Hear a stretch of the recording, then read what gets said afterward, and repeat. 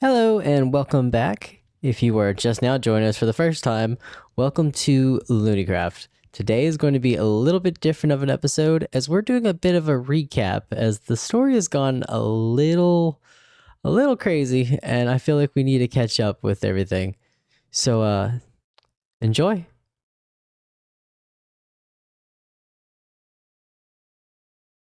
Oh, hey, a couple Endermen. You know what would be the funniest thing?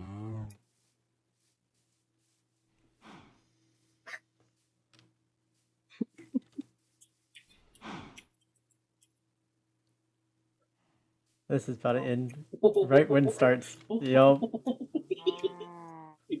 I don't like that laugh. Oh no. Oh, hey. And this is how it all begins. LooneyCraft started like any other world. It was a land of chaos, builds, fresh starts, and the usual hustle of a new SMP. We were all just players then, unaware that the ground beneath us was already spoken for. I'm Sir Al, and this is the mystery that changed everything. It began with signs. Tiny pranks left in my base. Annoying, but normal. But then the normal ended. I logged in to find my base vandalized. My first set of armor stolen, and the messages turning darker. Most concerning of all, Coma, our tavern keeper, was attacked. He described his assailant as a shadow, a person draped entirely in black. We thought we'd been hacked. How else could you explain an anonymous room appearing inside Coma's house? One he never built. It held a strange set of armor and a cryptic book. It was our first proof that we weren't dealing with a player. We were dealing with an entity.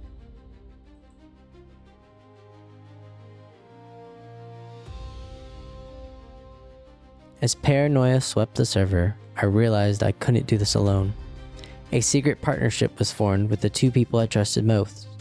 Strawhat, my captain, and Watchdog, the investigative reporter himself. We began to pull our clues, thinking we were hidden. We were wrong. Someone had eyes on us from the very beginning.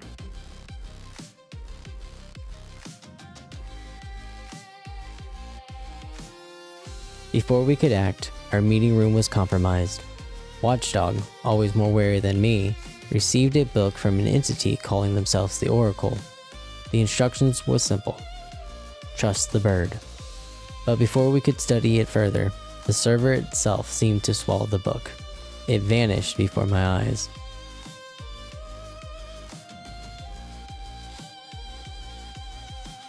Names began to surface. We discovered a book at Yasquatch's base that was almost identical to Watchdog's, but with a terrifying twist. It didn't say trust the bird. It said trust the poet. And it was signed by a new name, Niamh.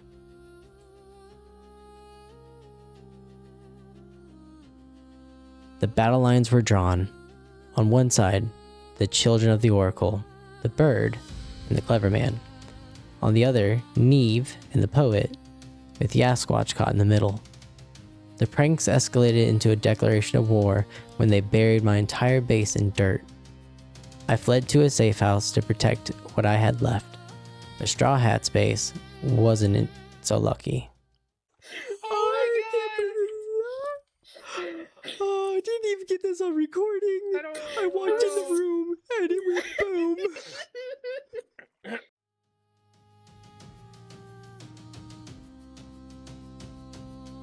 I decided it was time to stop running. I wrote my own book addressing the Oracle directly. The response was a copper chest containing a helmet called the Hero's Choice, and a riddle. It led us to an emerald room and a devastating realization. The person guiding us wasn't the Oracle at all. It was the poet. And the poet is the alter ego of our friend, Coma. A man who doesn't even know he's being possessed.